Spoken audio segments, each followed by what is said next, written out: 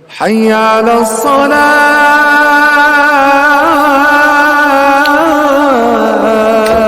نہیں تڑپا جتنا میرا نبی اپنی امت کے لیے تڑپا ہے میرے بھائیوں. وہ نبی جو کہہ رہا ہے میرے امتی جب چلا کر تو دیکھ بھال کے چلا کر، اس لیے کہ کانٹا تیرے پاؤں میں چبھتا ہے، درد میں محمد کو ہوتا ہے. بتاؤ وہ کتنی محبت کرنے والے ہوں گے. بابا وہ دشمن نہیں ہے، وہ تو رحمت ہیں. وہ سب سے زیادہ محبت کرنے والے ہیں. وہ مجھے ہمیشہ پیار سے دیکھتے تھے. جب میں ان کے جوتے صاف کرتا تھا تو وہ مجھے بہت پیار کرتے تھے. کبھی فرق نہیں کیا انہوں نے. بابا وہ انسان نہیں، وہ تو خدا کی طرف سے بھیجی گئی روشنی ہے. میری آخری خواہش یہی ہے کہ موت سے پہلے ایک بار ان کا چہرہ دیکھ لوں، ایک بار ان کی زیارت کر لوں. کیا آپ میرے لیے یہ کر سکتے ہیں؟ باپ اپنے بچے کے الفاظ سن کر بے اختیار رو پڑا میرے بھائیوں، کیونکہ باپ یہودی تھا. بیٹے کی یہ باتیں سن کر، بیٹے کی گواہی سن کر، اب باپ کے دل میں بھی بچے کے نبی کے لیے محبت اور ادب کا جذبہ پیدا ہو گیا تھا. باپ نے بچے کی خواہش پوری کرنے کا عزم کر لیا. جیسے ہی باپ باہر نکلا بچے کی خواہش پوری کرنے کے لیے کہ جاتا ہوں مسلمانوں کے نبی کو اپنے گھر لے آتا ہوں، گلی کے کونے پر پہنچا ہی تھا، کیا دیکھتا ہے کہ میرے کریم نبی صحابہ کی ایک جماعت کے ساتھ اسی کے گھر کی طرف تشریف لا رہے ہیں. دیکھتے ہی دیکھتے اسے جب بیٹے کی خواہش یاد آئی تو فوراً قدموں پر گر پڑا، فوراً قدموں پر گر پڑا. میری قوم کے نوجوانوں، مسلمانوں، قبل اس کے کہ یہ اپنے بیٹے کی خواہش پیش کرتا، اتنے میں رسول کریم صلی اللہ علیہ وسلم نے فرمایا، بھائی اسی گلی میں فلاں نامی شخص کا گھر ہے، وہ کہاں ہے؟ اس شخص نے حیرت سے پوچھا کہ آپ اس آدمی کو کیا کہنا چاہتے ہیں؟ اتنے میں ایک صحابی بولے، ہم نے سنا ہے کہ اس شخص کا بیٹا بیمار ہے اور ہمارے آقا اس بیمار کی عیادت کرنے کے لیے تشریف لائے ہیں. ادھر اندھیرے کمرے میں بستر پر پڑا بچہ جو زندگی موت کی جنگ لڑ رہا تھا رو کر اپنی ماں سے کہنے لگا، امی فضا کی خوشبو بتا رہی ہے، فضا کی خوشبو بتا رہی ہے کہ میرا سردار آ رہا ہے، وہ تشریف لا رہے ہیں. قصہ مختصر میرے بھائیوں، رسول کریم صلی اللہ علیہ وسلم کمرے کے اندر داخل ہوئے. کمرے میں ایک کمزور سا بچہ بستر پر لیٹا ہوا تھا. اس کی سانسیں رک کر چل رہی تھی، اس کا چہرہ زرد ہو چکا تھا. نبی نے بچے کے قریب جا کر اس کے سر پر شفقت بھرا ہاتھ رکھا اور بچے نے آنکھیں کھولی. کیا دیکھتے ہیں کہ سامنے کائنات کے سردار کھڑے ہیں، کائنات کے نبی کھڑے ہیں. کمزور آواز میں اس نے کہا، یا محمد آپ میرے گھر میں تشریف لائے؟ نبی نے نرمی سے کہا، ہاں بچے تم میرے جوتے اٹھایا کرتے تھے، آج میں تمہارے لیے آیا ہوں، تمہاری عیادت کے لیے آیا ہوں، تمہیں حوصلہ دینے آیا ہوں. بتاؤ تم کیسا محسوس کر رہے ہو؟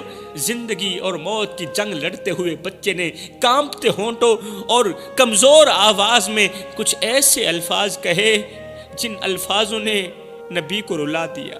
کچھ اس طرح کے دردناک الفاظ تھے میرے بھائیوں. اللہ اکبر.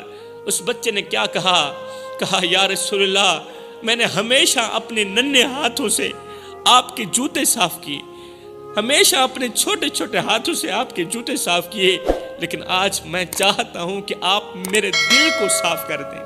ساری زندگی میں نے آپ کے جوتے صاف کیے، آج میں چاہتا ہوں کہ آپ میرے دل کو صاف کر دیں، میرے دل سے یہودیت کا زنگ اتار دیں. یا رسول اللہ میں نے آپ کو ہمیشہ قریب سے دیکھا ہے، میں نے آپ کو ہمیشہ قریب سے دیکھا ہے، مگر آج موت میرے قریب ہے اور میں آپ سے دور نہیں جانا چاہتا.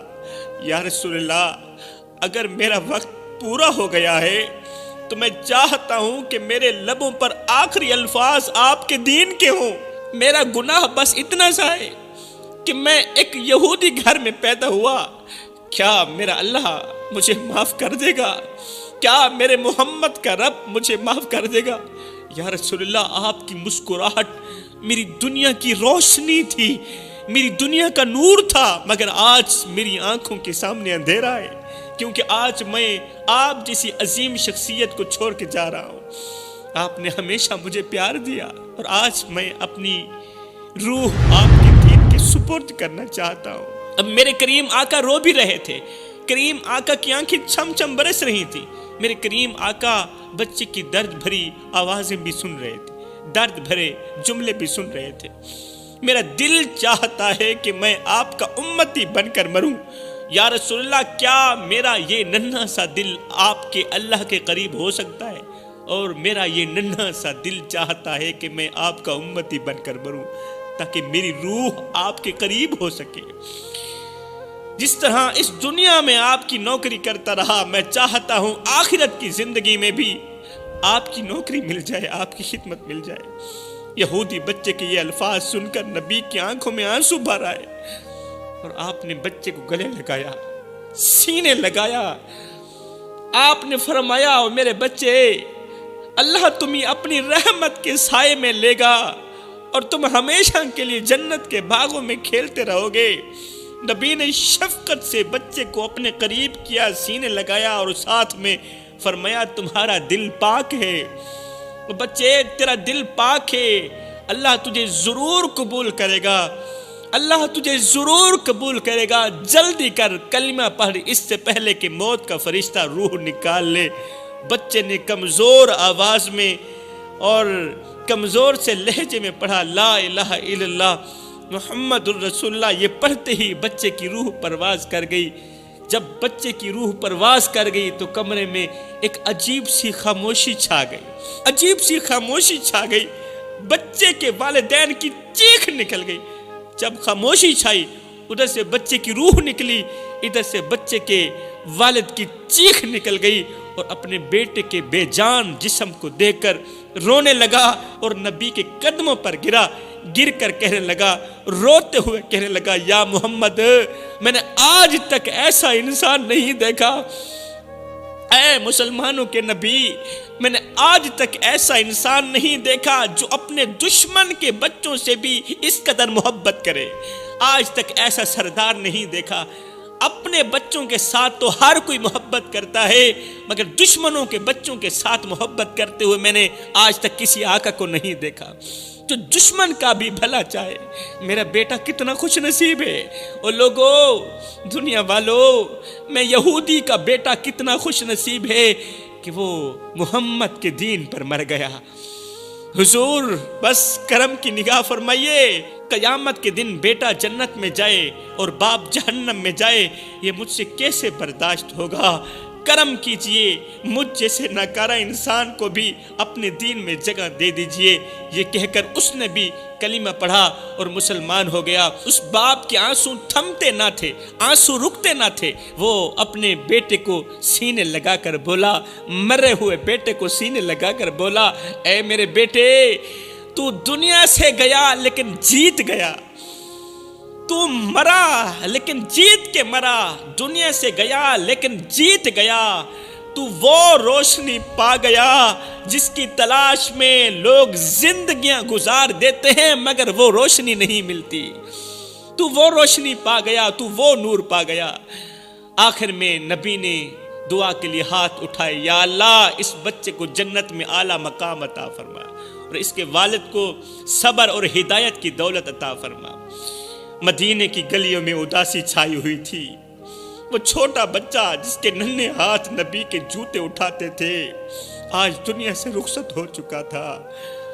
اس کا جسم بے جان لیکن روح خوش نصیب تھی، کیونکہ اس نے نبی کی محبت کو پا لیا، نبی کو راضی کر کے چلا گیا، اللہ کو راضی کر کے چلا گیا۔ نبی کی آنکھوں میں آنسو تھے اور دل گہرے غم سے بوجھل تھا۔